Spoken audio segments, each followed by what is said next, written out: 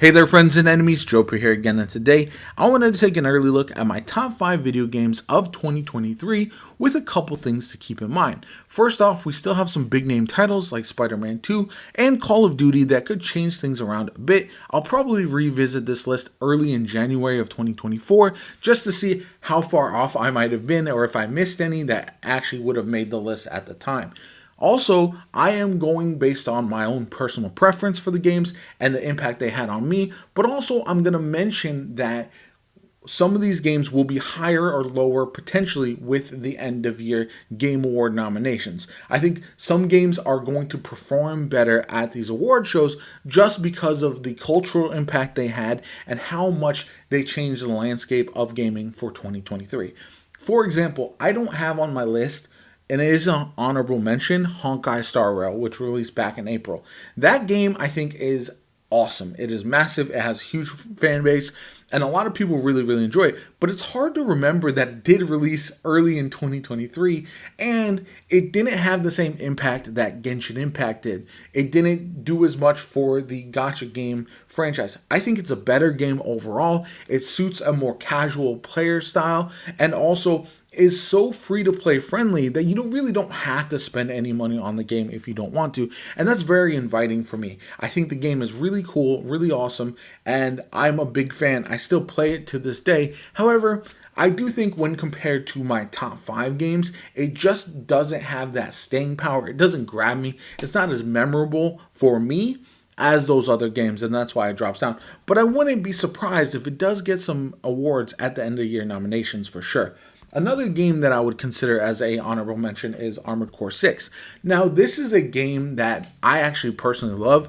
It was my first time really diving deep into an Armored Core game, and I absolutely enjoyed my time with it. However, I do know the general community was very split. It was a divisive game for sure, and just didn't have that same lasting impression left like a game that, like Elden Ring, for example, other From Software games that really kept people coming back and playing month after month and year after year.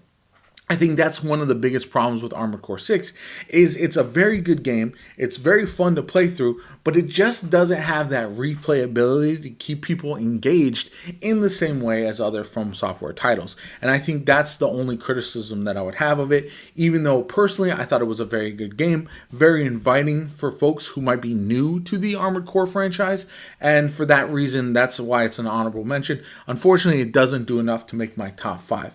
Other games that you won't see on this list, Hogwarts Legacy, I was just not a fan. I don't think it'll receive any awards either. Starfield is a big game, and I think it has a lot of potential long term, but I do think it's another one that culturally, because it didn't leave that same lasting impression a game like Skyrim did, or The Witcher 3, or these other massive open world games, I think it's going to be remembered in a different way that's not really going to be as game-changing as Bethesda would have hoped. And that's really why that game is not going to be on my personal list. So keep that in mind. There's a lot of other games that I thought were solid games, and this year has been absolutely tremendous for banger titles, but they just won't make my list. You have things like Atlas Fallen, Lords of the Fallen. You have Immortals of Avium, which I think was better than a lot of people give it credit for. So many games that are trying new things this year, and I thought it was very impressive.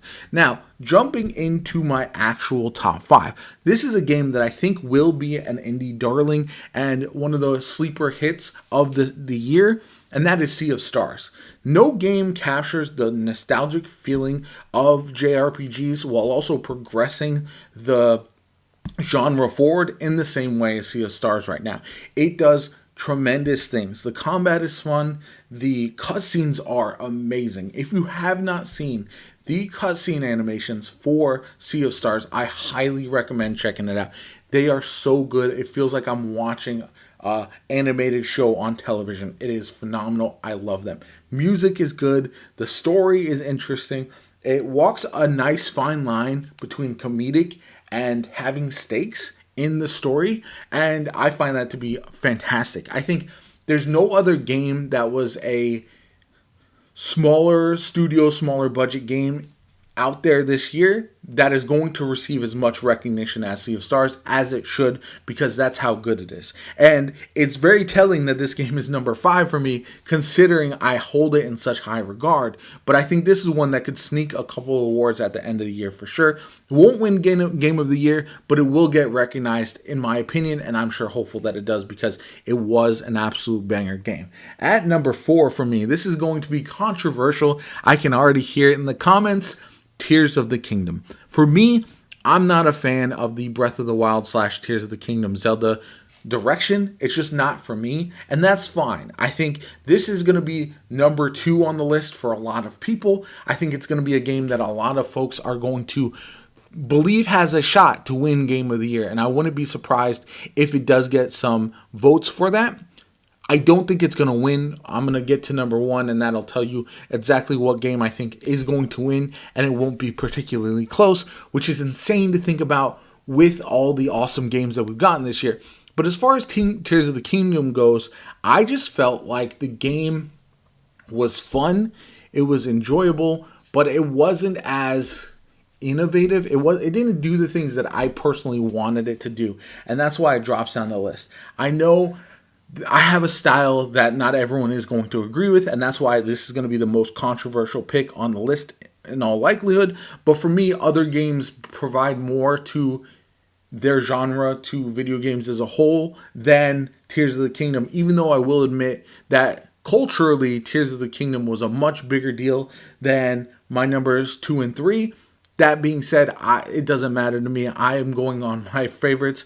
I do think, like I said, Tears of the Kingdom is going to get some recognition as one of the games of the year, because it is very, very culturally relevant, and a game that a lot of people love. So I'll be interested to see where it does fall overall, but for me, it's going to be number 4. At number 3, I've got Remnant 2. This is another surprise for a lot of people, but this was my personal game changer of the year. And what I mean by that is it does things with procedural generation that other games couldn't dream of, with the way that it does randomized loot, randomized encounters, randomizing the worlds, replayability, secrets. All of that combines to make the game really feel like it's a step forward and could be used as inspiration. I can only imagine if a AAA studio took the tools that Gunfire Games uses for Remnant 2 and innovated on them and expanded and allowed for this whole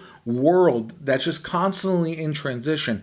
Loads of secrets, massive. It's almost like what you would consider with Elden Ring, if it had some procedural generation and randomization in there as well. Whereas Elden Ring is more, okay, there's loads of secret, lots of things to find, and it's almost impossible to uncover everything.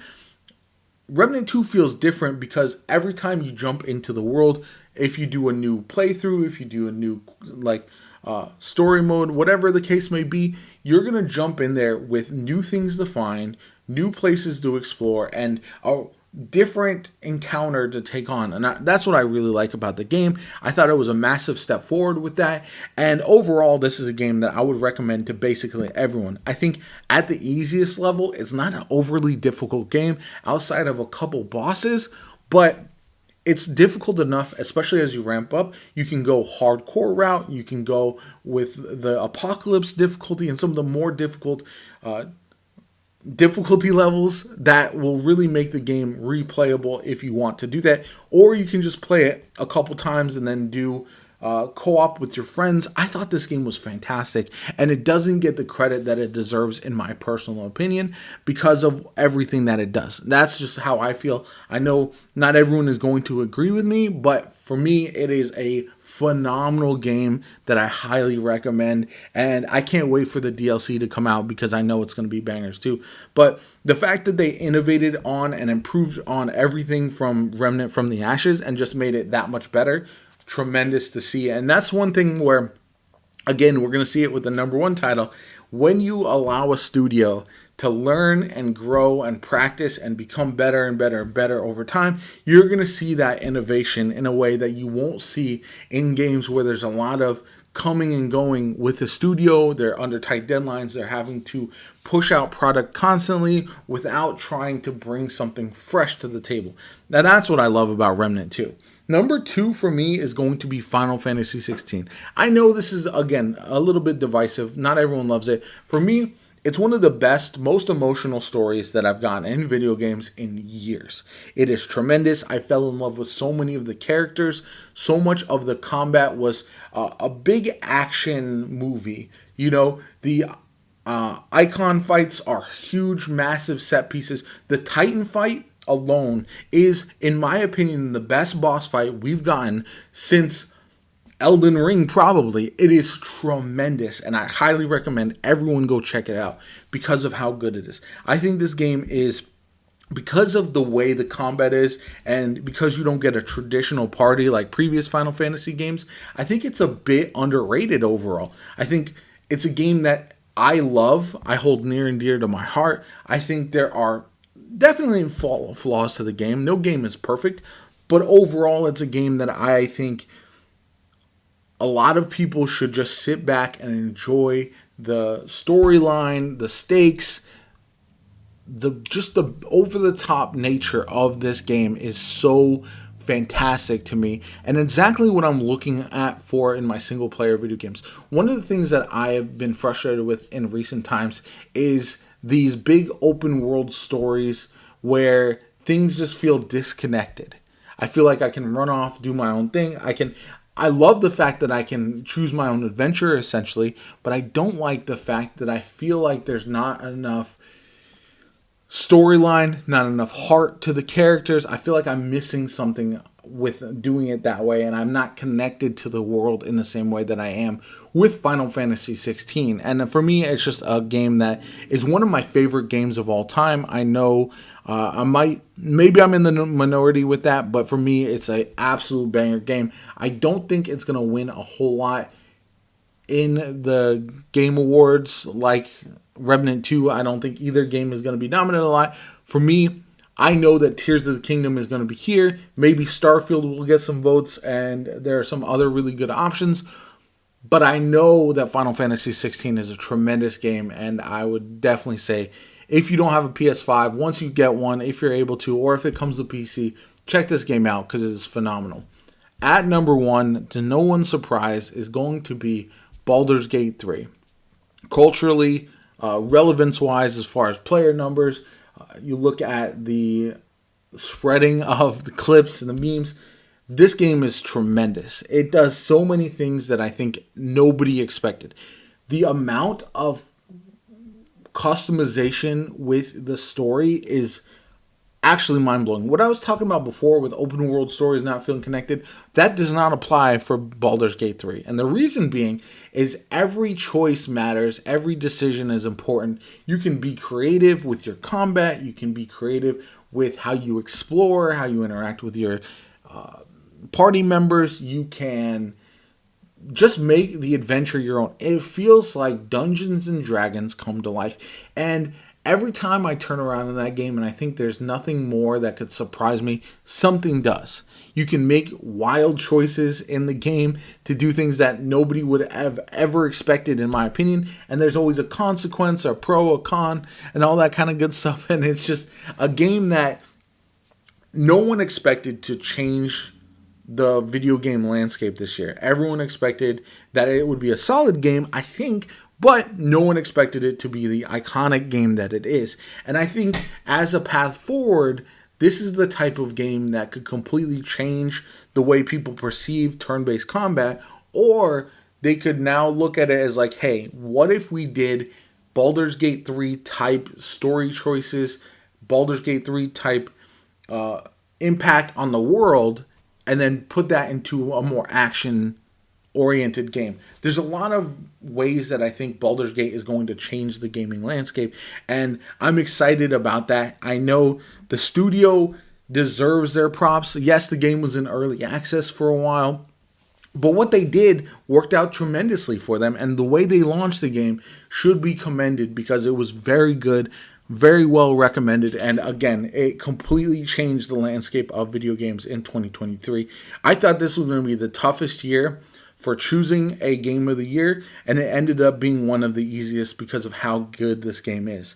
And so overall, I'm excited about the future of video games. I didn't include things like Cyberpunk 27 Phantom Liberty because it's a DLC, or other games that weren't officially released in 2023. There's a loads of potential. We know that early next year, February of 2023, looks absolutely insane with all the games that are dropping. So yeah, it's an exciting time to be a gamer. I'm very much looking forward to future titles. I'll let you know if Spider-Man 2 jumps onto this list, which it very well might. I don't know what I'll have to do. I can't see myself removing Sea of Stars. But yeah, I think Baldur's Gate 3 is the clear-cut game of the year. It's going to win a ton of awards, as it should. And I think it's going to have studios reevaluating what it means to make a successful game, which I'm hopeful for because it launched in a great state, no microtransactions, and yeah, I think everyone understands that this was one of the best games and most culturally relevant games of the year. Anyway, if you enjoyed the video, hit that like button, subscribe to the channel. Helps me out tremendously, shows you want to see more content like this from me going forward. My name is JoPa. I hope you have a good one, and I'll catch you all later.